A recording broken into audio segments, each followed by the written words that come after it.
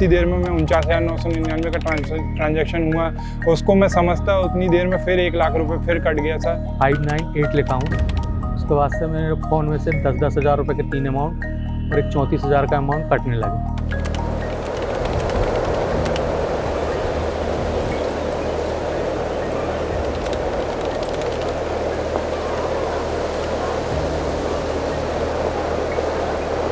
छिंदवाड़ा ज़िले में विभिन्न प्रकार के साइबर अपराधों की रिपोर्टिंग होती है, जिसमें प्रमुख रूप से आप देखेंगे कि जो गैंग के सदस्य हैं वो टेलीफोन के माध्यम से लोगों को फ़ोन करके बताते हैं कि आपका अमुक योजना में पैसा निकल आया है और आपको दिया जाना है। जैसे एक प्रकरण में आंगनवाड़ी कार्यकर्ता बन के एक फ़ोन आया और उसमें ये कहा गया कि आपका जो है प्रेगनेंसी में आपका शासकीय पैसा निकला है और आपको दिया जाना है।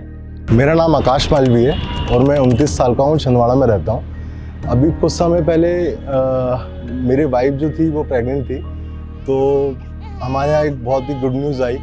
फिर आफ्टर दैट मेरी वाइफ के पास एक फ़ोन आया कि मैं आंगनवाड़ी से बात कर रहा हूँ और आपका आंगनवाड़ी का कुछ पैसा आने का है जो अभी तक आपको रिसीव नहीं हुआ है। तो और उसके पास स्पेसिफिकली मेरी मतलब जो मेरे यहाँ डिलीवरी हुई थी उसकी पूरी जानकारी थी कि कितने बज के कितने मिनट पे कहाँ पे और क्या मतलब बेबी गर्ल है बेबी बॉय है, तो वो क्या हुआ उसको सारे कुछ पहले से ही पता था। फिर आफ्टर दैट जब ये सब चीज़ें हो गई, मेरी वाइफ जो थी वो विश्वास पे आ गई उसके कि इसको सारी जानकारी है। हो सकता है सही में आंगनवाड़ी से किसी का फ़ोन आ रहा होगा और एक्चुअल में एक PM मातृत्व ऐसा करके कुछ योजना भी है जिसमें 6,000 रुपये मिलते भी हैं। तो उन्हें ऐसा लगे कि शायद तक ये उसका पैसा आने का था इसलिए ये पैसा आ रहा होगा, तो वो उसकी बातों में आ गई। फिर उनने क्या करा उससे एक एरॉन पे ऐप थी वो डाउनलोड करवाए, लेकिन समन हाउ वो UPI ID जो है एरॉन पे ऐप में चालू नहीं हो पा रही थी। उसके बाद क्या किया गया उन्होंने कि मेरी वाइफ से बोला अच्छा ये ऐप में आपका नहीं जा पा रहा है तो आप फ़ोन पे से पैसा रिसीव कर सकते हैं। तो फ़ोन पे ओपन करवा के उनको UPI ID डलवाई गई। जो मैं बात बता रहा हूँ 9 जनवरी की बात है। UPI ID जैसे ही डलवाई तो उन्होंने उसको सेंड करने की जगह वहाँ पे रिक्वेस्ट करे, जैसे अपन किसी को पैसा रिसीव करने के लिए रिक्वेस्ट डालते हैं वैसा सामने वाले ने रिक्वेस्ट डाला। तो मेरी वाइफ को इतनी जानकारी नहीं, इतनी हैबिचुअल नहीं थी वो, इसलिए उसको पता नहीं था। तो उन्होंने रिक्वेस्ट एक्सेप्ट कर ली और उसको बताया गया कि आपका कोड डालिए 69980। तो उसने अपने हिसाब से उस पर कोड डाली, जबकि वो कोड नहीं डाल रही थी, वो अमाउंट डाल रही थी। जैसे ही उन्होंने कोड मतलब उनके हिसाब से जो कोड बताए थे उन्होंने वो डाला और वो नेक्स्ट का ऑप्शन जैसे ही क्लिक करा तो वो सीधे UPI ID के पासवर्ड में चले गया और उन्होंने UPI ID का पासवर्ड डाला और पैसा ट्रांसफ़र हो गया। तो एकदम से जैसे ही पैसा गया तो मेरे वाइफ का घबराते हुए मुझे फ़ोन आया, क्योंकि उतना अमाउंट हमारे लिए बहुत बड़ी बात थी। फिर मैं तुरंत घर गया, मैं समझ गया था क्या हुआ क्या नहीं हुआ। उस समय तक उसका मोबाइल चालू था, तो मैंने मेरी वाइफ को बोला आप जितना हो सके उसको एंगेज करके रखिए। मैंने तुरंत उनकी नेट बैंकिंग से स्टेटमेंट और ट्रांजैक्शन ID ये 2 चीज़ निकाल के जितनी जल्दी हो सकता था उतनी जल्दी मैं साइबर सेल के ऑफिस आया। यहाँ पे मुझे मोहित सर मिले थे, तो उन्होंने को मैंने सारी जानकारी दी, तो उन्होंने सामने वाले के खाते पे इस पर होल्ड लगा दिया। तो फिर उसके कुछ समय तक फॉलोअप थोड़ा सा रहा, 1 आध हफ्ते का, लेकिन उसके बाद मुझे पता चला कि सामने वाले का पैसा भी होल्ड हो गया, मतलब आपके पैसा आने के चांसेस हैं। फिर आफ्टर दैट यहाँ से जैसे मुझे जानकारी मिली थी कि आपको एक कैंसिल चेक, बैंक स्टेटमेंट और एक रिक्वेस्ट लेटर, ये तीनों चीज़ मैं लेके आया। फिर मेरे पास उसके कुछ समय बाद मेरे पास पैसा यहाँ पे रिसीव हो गया था। और आप बैंक की डिटेल्स दीजिए और उस पर OTP इत्यादि लेके फ्रॉड किया गया। इसी प्रकार से क्रेडिट कार्ड चालू करने के नाम पे इसके अतिरिक्त ऑनलाइन शॉपिंग हो गई, और इसके अलावा कुछ शासकीय योजनाओं के नाम पे ये जितने फ्रॉडस्टर होते हैं, ये जो डे टू डे चीज़ें चल रही है, जैसे कि अगर कोई कॉन्सर्ट आ गया तो कॉन्सर्ट के टिकट मिलने के नाम पे या कोई भी चीज़ बहुत सस्ते दाम पे देने के नाम पे इस तरह फ्रॉड करते हैं, और ये इनकी संख्या दिन पे दिन बढ़ रही है। इसमें ध्यान देने की ये चीज़ है कि ये मनोवैज्ञानिक रूप से जो लोग अपना वेरिफिकेशन का प्रयास करते हैं उसको अपने जो इनकी मोडस ऑपरेंडी वारदात करने का तरीका है उसमें पूर्व से ही तैयारी कर लेते हैं। नमस्कार, मेरा नाम सलमान है। मानसरोवर में मेरा मोबाइल शॉप है और मेरे पास यही क्रेडिट कार्ड है। मेरे पास एक दिन 6:51 पर कैनरा बैंक से कॉल आया। इस तरीके से उन्होंने OTP मांगी, तो मैंने OTP इसलिए शेयर कर दी क्योंकि मेरे पास फ्लिपकार्ट के कुछ ऑर्डर डिलीवर हो रहे थे। और जैसे ही मैंने OTP शेयर किया हूँ, 598 लिखा हूँ, उसके बाद से मेरे फ़ोन में से 10-10 हज़ार रुपये के 3 अमाउंट और एक 34,000 का अमाउंट कटने लगे। जैसे ही कटने लगे तो मैंने मोबाइल को स्विच ऑफ किया और लिमिट को मेरी बंद कर दिया। लिमिट पूरी 0 करके बंद कर दिया मैंने। उसके बाद भी 3 मैसेज आए, 9,500 का आया, एक 8300 रुपये का आया और एक 5500 का, 3 मैसेज, पर वो फेल्ड हो गए थे। उसके बाद मैं तुरंत स्क्रीनशॉट खींच के SP ऑफिस गया। वहाँ पर 7-7:30 बज गए थे, तो उन्होंने मना कर दिया कि सुबह आना। उन्होंने मेरे को यहाँ साइबर सेल पहुँचाया। साइबर सेल में आया तो मैं यहाँ पर भैया लोग मिले साइबर सेल में। उनने मेरी कंप्लेंट देख के जो ट्रांजैक्शन हुए थे उनको होल्ड कर दिया। होल्ड करने के बाद उन्होंने जो मेरे ट्रांजैक्शन थे उसकी पूरी डिटेल निकाल कर मेरी FIR दर्ज की और मेरे को बोला कि 2 से 3 दिन का वेट करें, ये रिटर्न हो जाएंगे। जिसमें से एक जो था 34,000 का बिजली का बिल जो पेड हुआ था, उसको मैंने निकाला, पूरी डिटेल निकाली तो उसका पूरा डिटेल निकल गया। तो फिर मैंने नंबर भैया को दिया, उसका नंबर मिल गया था। तो भैया ने नंबर पे बात किया रहे उससे, उसको समझाया, तो 2-3 दिन में मेरे 34,000 तो वापस हो गए। और जो 3 ट्रांजैक्शन है वो अभी होल्ड है। बैंक से बात किया था तो 4 से 6 महीने का बोले उन्होंने, आ जाएंगे वो भी रिटर्न। जिस प्रकार की ये कई बार ये भी करते हैं प्रयास कि जिसको जैसे इनको अपना डिजिटल अरेस्ट करना है या फिर किसी से पैसा इस बात के लिए लेना है, जब बुजुर्गों को फ़ोन करके बताते हैं कि आपके बच्चे को किसी केस में बंद कर लिया है, तो ऐसे में ये कई बार पहले फ़ोन करके संबंधित उस बच्चे का फ़ोन बंद कराते हैं, ये बता करके कि आपका जो है सिम जो है इसमें एक्टिवेशन कर रहे हैं और कार्रवाइयाँ हो रही है, तो अभी आप थोड़े समय बंद कीजिए आधे घंटे के लिए। और फिर उसके बाद में उसके पेरेंट्स को ये बताते हैं कि आपके बेटे को फलाने केस में बंद कर लिया है, और फिर अलग अलग तरह से उसको प्रभावित करके और उनसे फंड्स ट्रांसफ़र कराते हैं। इस तरह डिजिटल अरेस्ट भी बहुत ही एक बड़ा गंभीर एक फिनोमेना आया है, जिस पे पुलिस द्वारा लगातार इनको साइबर अपराधों के संबंध में लोगों को अवेयर कराया जाता है।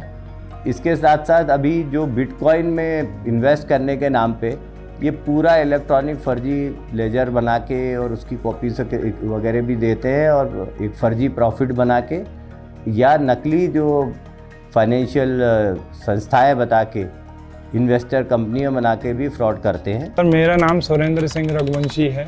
मैं छिंदवाड़ा ज़िले के चांद तहसील के ग्राम पांजरा का निवासी हूँ।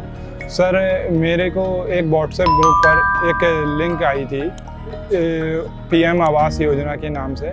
मैं व्हाट्सएप ग्रुप पे आया था सर। वो व्हाट्सएप ग्रुप पे मैं ऐड था, तो मैं मेरे को लगा कि एक जानकारी है जी, तो मैं उस जानकारी को लेने के चक्कर में उस पर क्लिक कर दिया और वो डाउनलोड हो गई। उसके बाद मैं अपने कामों में व्यस्त हो गया और उस चीज़ को भूल गया। और फिर मैं उसके बाद 17 सितंबर को सुबह 10:02 पे मेरे अकाउंट से सर 49,999 के मैसेज के बैलेंस कटने का मैसेज आया सर। तो मैंने अपने मोबाइल में चेक किया। उसके बाद फिर एक और मैसेज आया सर 49,999 का। ऐसे सर मेरे खाते से 1 लाख रुपए कट चुके थे लगभग। उसके बाद फिर मैंने अपने भाई को बताया कि भैया ये मेरे खाते से 1 लाख रुपए का फ्रॉड ट्रांजैक्शन हो चुका है। तो भैया ने मोबाइल चेक किया, उतनी देर में 1 लाख रुपए फिर कट चुका था। उसके बाद फिर मैंने मोबाइल भैया से लिया और उस फ़ोन को स्विच ऑफ कर दिया। फिर मैंने अपने बैंक में कॉल किया भैया के मोबाइल से, क्योंकि मेरा मोबाइल बंद था। तो मैंने वहाँ बताया कि मेरे खाते से फ्रॉड ट्रांजैक्शन हो रहे हैं। इसलिए मैडम ने फ़ोन उठाया और उन्होंने मेरे खाते में जितना भी पैसा था वो मेरे भाई के खाते में ट्रांसफ़र किया। और उसके बाद मैं बैंक गया, बैंक से मैंने स्टेटमेंट निकला आया। उन्होंने बताया मेरे को कि आपके खाते से बिंजो गेम्स के 3 ट्रांजैक्शन हुए हैं और 1 ट्रांजैक्शन अमेजोन इन पे हुआ है। तो उन्होंने कस्टमर केयर में फ़ोन लगाने की बोला। मैंने कस्टमर केयर पर फ़ोन लगाया। उसके बाद फिर उन्होंने 1930 पे कॉल करने की बोला। मैंने 1930 पे कॉल किया और अपनी कंप्लेन को रजिस्टर करवाया। उसके बाद मैं साइबर सेल छिंदवाड़ा ऑफिस आया और यहाँ पे भी मैंने सारी डिटेल बताई, उनको बताया। उन्होंने मेरा मोबाइल चेक किया। उन्होंने बताया कि आपने कोई APK फाइल इंस्टॉल कर ली है। तो उन्होंने मेरे मोबाइल की सेटिंग्स में जाके सारे लोगों ने डिलीट किया उस फाइल को और मुझे बताया कि आपकी कंप्लेन जो है वो रजिस्टर्ड हो चुकी है। आपको 1-2 दिन बाद हम इन्फॉर्म करते जैसे ही भी कोई अपडेट आती है। तो फिर मैं सर दूसरे दिन फिर साइबर सेल के ऑफिस में आया, सर को कंप्लेन चेक कराया अपनी। सर ने चेक की मेरी कंप्लेन का स्टेटस और उन्होंने बताया कि सर आपका जो अमेजन इन वाला पैसा है सर वो दिखा रहा है कि चांसेस बन रहा है उसके आने के, तो उसके बाद जो भी अपडेट रहेगी हम आपको बताते हैं बोले। और मैं ऐसा बोल के सर घर चला गया और आधे रास्ते में सर मेरे को एक मैसेज आता है और उसमें मेरे 1 लाख रुपए वापस आ जाते हैं सर। उसके बाद फिर मैं साइबर सेल फ़ोन लगा के सर को बताता हूँ कि सर मेरे 1 लाख रुपए वापस आ गए। तो सर ने मेरे को बोला कि आप मेरे को ये व्हाट्सएप पर सेंड कर दीजिए स्क्रीनशॉट। तो मैंने फिर भैया के मोबाइल से व्हाट्सएप पर सेंड किया स्क्रीनशॉट वगैरह जो भी था। उसके बाद फिर सर से पूछा मैंने कहा सर बाकी पैसे का कैसा क्या है, तो सर ने उसमें भी बताया कि बोले आपका उसका भी प्रोसेस में है, बोले जैसे ही कुछ अपडेट आता हम आपको बताएंगे। फिर मैं साइबर सेल छिंदवाड़ा फिर से ऑफिस आया, फिर सर से पूछा सर मैंने कि ये पैसा कैसे आया, तो सर ने बताया बोले हमने अमेजन इन पर मेल भेजा था और आपके नाम से आईफोन 15 प्रो मैक्स उसने ऑर्डर कर दिए थे। बोले उस ऑर्डर को सर ने कैंसिल कराया और उसके थ्रू मेरा पैसा रिटर्न कराया मेरे खाते में। इसलिए मैं साइबर सेल का भी बहुत बहुत धन्यवाद करना चाहूँगा जिन्होंने इतनी मेहनत से मेरा पैसा रिटर्न कराया। इस तरह के फ्रॉड लगातार होते रहते हैं। इस ज़िले में अभी तक करीब 23 ऐसे मामले हैं जिनमें जो फ्रॉड की हुई राशि थी उसको जो डिजिटल वॉलेट्स में और अकाउंट में फ्रीज़ करके उनके फरियादियों को 23 मामलों में करीब 17 लाख की राशि इसी साल लौटाई जा चुकी है। इसमें एक महत्वपूर्ण है कि जो NCRP का जो नेशनल क्राइम रिपोर्टिंग पोर्टल है, जो 1930 जो नंबर है, ये जो Indian cyber crime coordination centre का जो नंबर है, ये बहुत महत्वपूर्ण हो जाता है। इसमें सबसे पहले नागरिकों को अपनी जो शिकायत दर्ज करानी चाहिए। ये पोर्टल के माध्यम से जो लॉ एनफोर्समेंट एजेंसीज़ और जो स्टेक होल्डर्स हैं, बैंक्स हैं, वॉलेट्स हैं और इसके अलावा और जो भी डिजिटल करेंसी प्लेटफॉर्म है, इनके बीच में समन्वय होता है और ये सुनिश्चित किया जाता है कि जिसके साथ भी साइबर फ्रॉड हो तुरंत ही एक्शन लिया जा सके। इस एक्शन के अंतर्गत तुरंत ही ऐसे वॉलेट्स को, बैंक अकाउंट्स को फ्रीज़ किया जाता है और ये सुनिश्चित किया जाता है कि जो पैसा तुरंत में नहीं निकला वो वहीं फ्रीज़ होकर के मूल जो विक्टिम है उसको लौटाया जा सके। और इसमें ये भी एक फीचर है जिसमें हम जो उपकरण अवैध गतिविधि में उपयोग में आते, जैसे मोबाइल फ़ोन, सिम है, इनको तुरंत जो है ब्लॉक कर दिया जाता है। साथ ही कई ऐसे मामले होते हैं जिनमें जो ATMs में घटनाएं होती है, तो ATM का फुटेज इत्यादि भी पुलिस और लॉ एनफोर्समेंट एजेंसीज़ को बैंक के थ्रू, इसी पोर्टल के थ्रू इजीली अवेलेबल हो जाता है, तो इन्वेस्टिगेटर्स को भी बहुत मदद मिलती है। इसके अलावा जो हॉटस्पॉट है घटनाओं के, जहां ज़्यादा घटनाएं होती है, उनके एनालिसिस में, इंटर डिपार्टमेंटल कोऑर्डिनेशन में इस तरह बहुत ही उपयोगी पोर्टल है। इसका अधिक से अधिक उपयोग करें जिससे हम इसको नियंत्रित कर सकें।